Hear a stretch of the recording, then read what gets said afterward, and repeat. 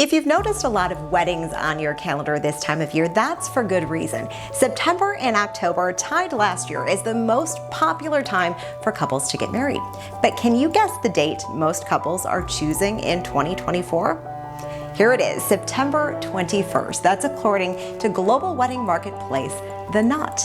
Joining me now to unpack that fun fact and to share some key advice is Audra Martin of Hearts Arrow Events. Of course, when we look at this, we are not telling couples that you need to get married on September 21st, but can you speak more generally about why fall is such an ideal time? Yeah, so traditionally in previous years, June has always been the big wedding month, and we're noticing within the last 10 years that the fall months are definitely taking precedence over the summer months as far as the most popular times of the year to get married.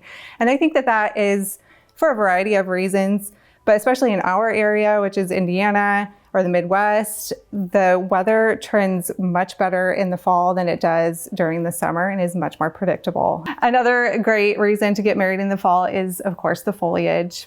We have the great color that starts happening in the mid to late October weeks, and a lot of people want to incorporate that into their aesthetic of their wedding. When I think of the beautiful wedding photos, the fall colors are always so huge.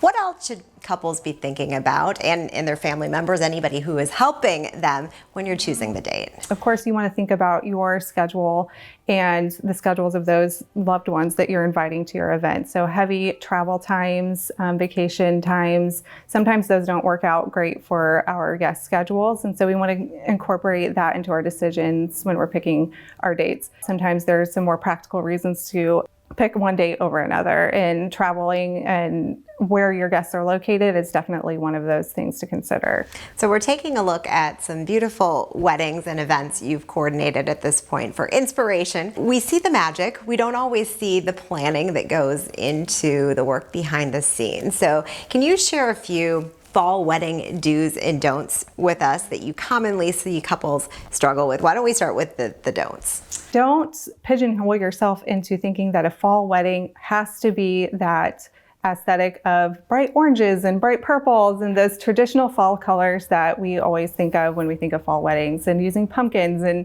things like that. You can definitely go beyond the scope of what you think of as a traditional fall decor. Another thing that I see our couples struggle with is selecting a venue that really lends itself towards the aesthetic that they want for that fall wedding. So if seeing that fall foliage is really important to you, picking a venue that doesn't have a lot of good outdoor space, that doesn't have windows to the outside that you're going to see that would be a area that I would really recommend very much paying attention to the venue itself and how it's going to lend itself to your ideal aesthetic if those foliage colors are really important to you to see.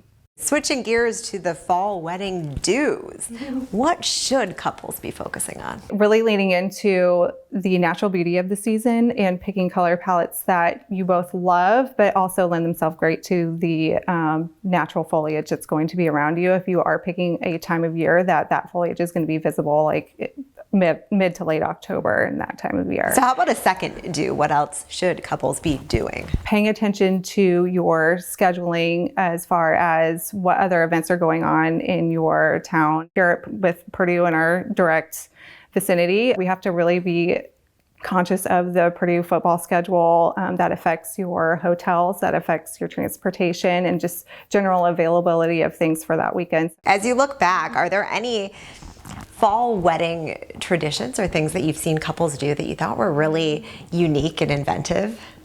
Yeah, I mean, we love all the fun fall activities that you can do and incorporating those into your wedding. So like s'mores bars, doing some outdoor activities like bonfires or campfires if your venue allows that. And if you're doing an outdoor ceremony, incorporating those like cozy blankets into your aesthetic, and then also for the comfort of your guests. I think there's a lot of those traditional fall things that you can really incorporate and bring a sense of that cozy feel of the season for your guests when they're attending your events. Thank you for sharing your talents with us, Audra. If you'd like to take a peek at what else Audra's been doing, you can find her on Instagram at Hearts Arrow Events and her website, heartsarrowevents.com.